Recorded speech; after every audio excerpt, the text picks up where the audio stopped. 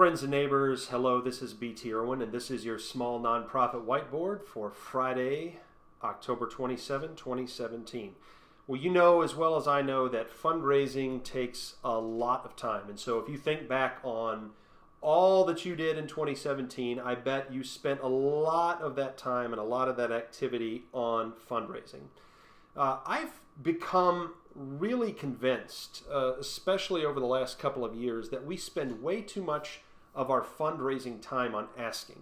And by asking, I don't mean sitting across the table from someone and asking them for a check.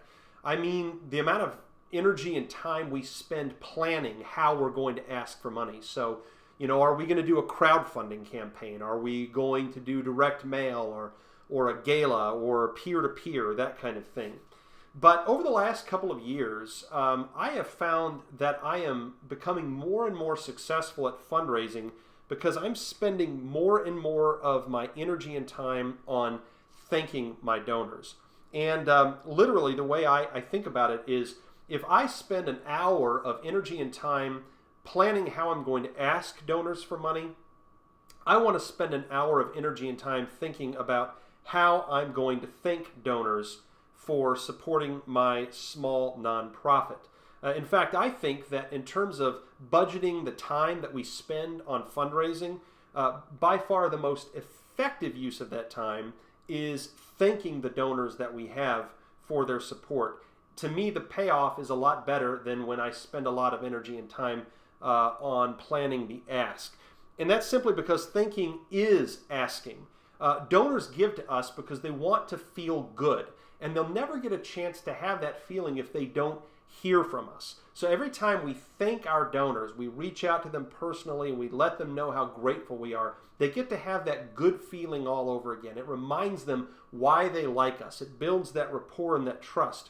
And what I've discovered is that when I thank a donor for supporting my small nonprofit, they often end up asking me if there's more that they can do. So the thanking becomes an asking opportunity, and even if it doesn't, it makes the next ask that much easier. So thinking doesn't have to be big and expensive and complicated. I've just made it a daily habit. So I spend 15 minutes every day, same place, same time, thanking donors for their support. I jot down a list of names every morning of people who have given recently, or maybe they haven't given in a while, and I spend 15 minutes making handwritten thank you notes, making phone calls, sending emails, or even a text message, whatever I think the donor prefers, just to let the donor know, I'm so thankful for you, I'm so thankful for your support, you're making a big difference. And that has made a huge difference in my fundraising and in my relationship with my donors over the last 2 or 3 years. So I want to challenge you this giving season to give it a try yourself. I want you to start with just 10 minutes a day. Pick 10 minutes, same time, every day, same place, and then give this a try. Make those 10 minutes all about thanking donors. Don't make it a quantity thing.